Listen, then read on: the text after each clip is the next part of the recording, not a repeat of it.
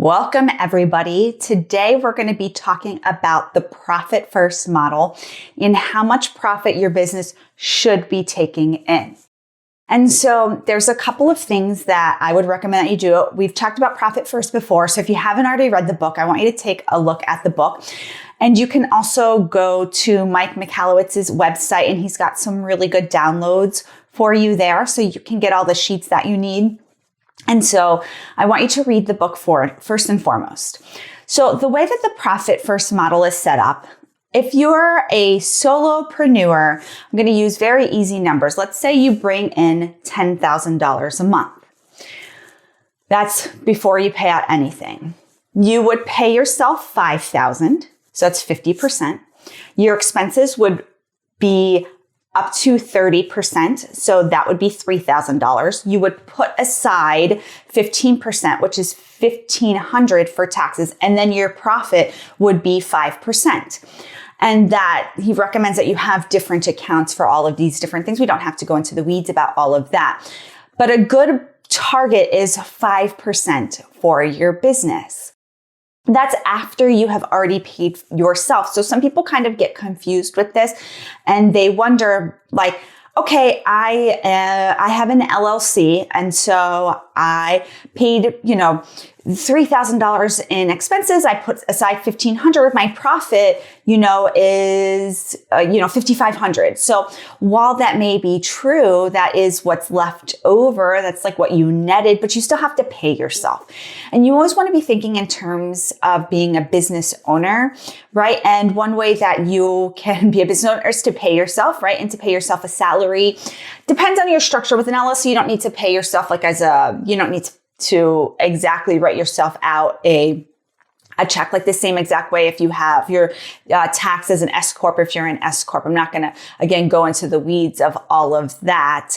I know for me, I have an S Corp, so I pay myself a salary every month, and then I also take a distribution every single month. So technically that distribution is profit, but because I really sort of like count on it for my income, I don't really look at it as profit, but technically it is profit.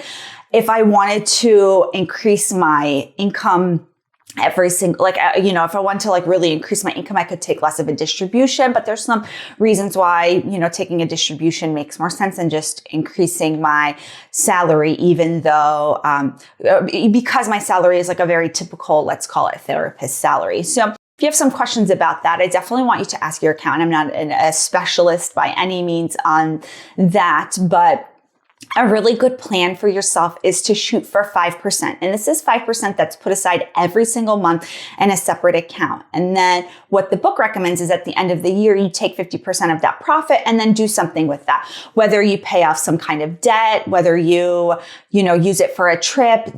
If you have debts, you would want to use it to pay off your debts. And if you didn't have any debts, you would use it for something fun and exciting, a trip, luxury handbag. I don't know what everybody in this group is into. It could be just all different kinds of things. And so let's say you have a practice that makes $10,000 a month. It seems to be like a gold standard for a lot of people. So that's $120,000 a year. 5% of that would be $6,000.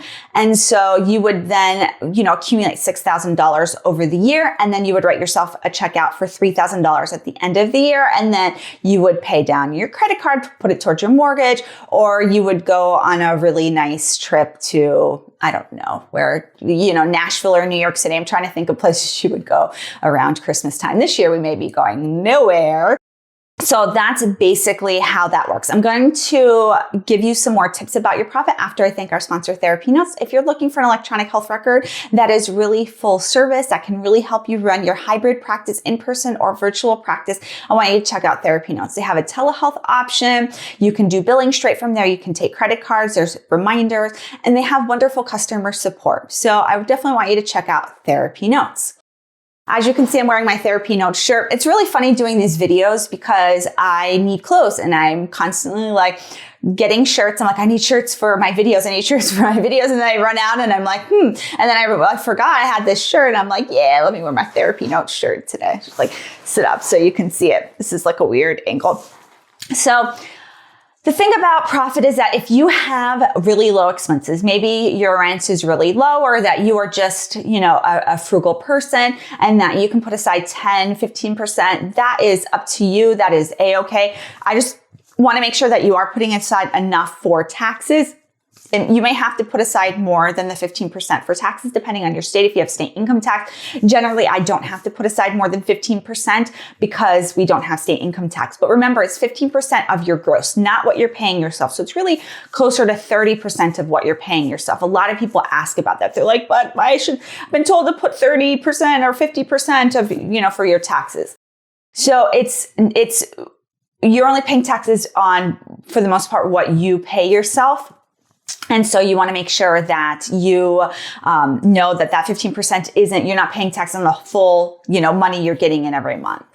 So you can definitely try for 15%. You may want to talk to your accountant. You might have to go up to 20%, especially if you're new. It might go up a little bit higher so you get adjusted for, some nuances in the income that you're bringing in. Again, if your expenses are low, you could either pay yourself more or you can have more profit. It really depends on how you want to run your practice. So make sure that you do read Profit first and talk to your accountant about it. I'm here most days answering your questions. I'll see you soon, everybody. Bye.